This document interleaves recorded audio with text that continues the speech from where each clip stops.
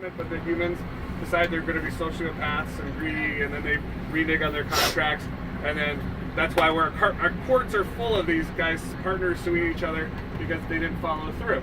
So what an amazing thing, having contracts that are smart, that execute themselves, and you don't have to worry if you're connected with a sociopath or not, right? So, but the problem was when they created this DAO, they raised $160 million in like a week, which is the largest crowd-funded campaign in human history. They raised all this money to build these smart contracts on the Ethereum blockchain, and a hacker hacked it. So the hackers created a contract on the Ethereum DAO, which started leaking like millions of dollars worth of Ethereum to the hacker. And so he stole $160 million. So the guys are like, we're not going to reward this hacker. Because let's say the hack happened on January 1st. I don't remember the date. But let's say the hack happened on January 1st. And the blocks and the Ethereum blockchain are chugging away. So the hacker's like, hey, keep mining my blocks. So he sent out this letter to all the miners saying, I will share the spoils of my hack with you. I'll put $10 million aside to pay you guys, keep mining my blocks. So some of the hackers, some of the miners were like, sure, I'll take some of the spoils, I'll keep mining your blocks. And the rest of the Ethereum miners were like, screw this guy. He's just stole $160 million. We're gonna all go back to December 31st instead of January 1st. We're gonna look at the last transaction that took place before the hack happened, and we're gonna start building blocks off of there as if the hack never happened. And so that split Ethereum to Ethereum Classic. Those are the guys that went with the hacker. And Ethereum, where all the miners said, screw this hacker, we're going to build our blocks over here as if the hack never happened. So that's how you split a blockchain.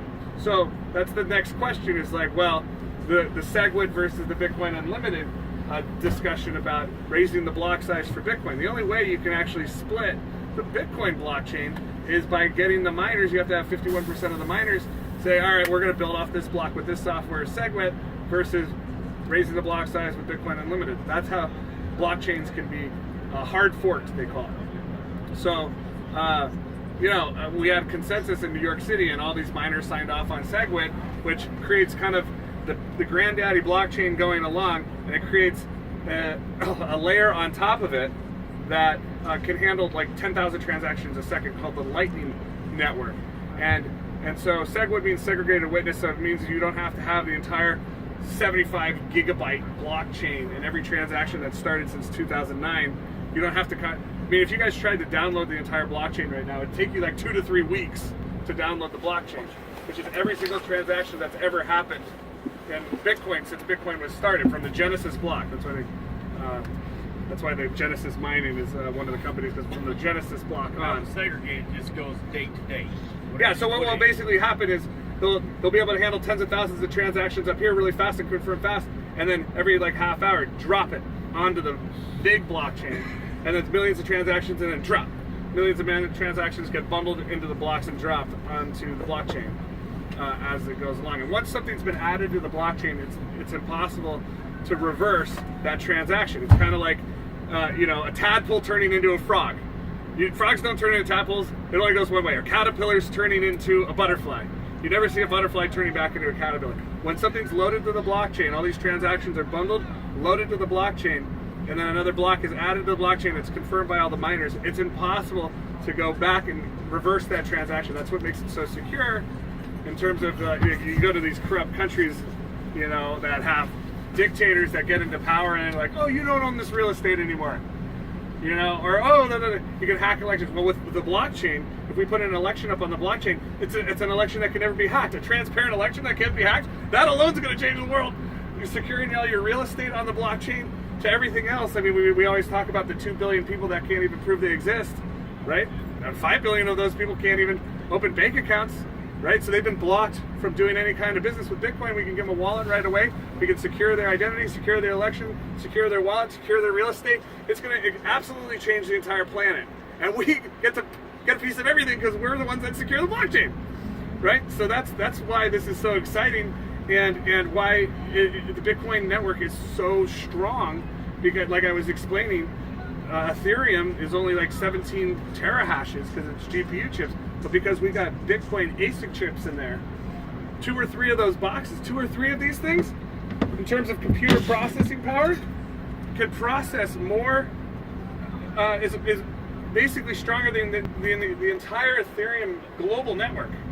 Like 3 of these. In terms of processing, there's nothing bigger than the Bitcoin network. It's 100 times bigger than Google.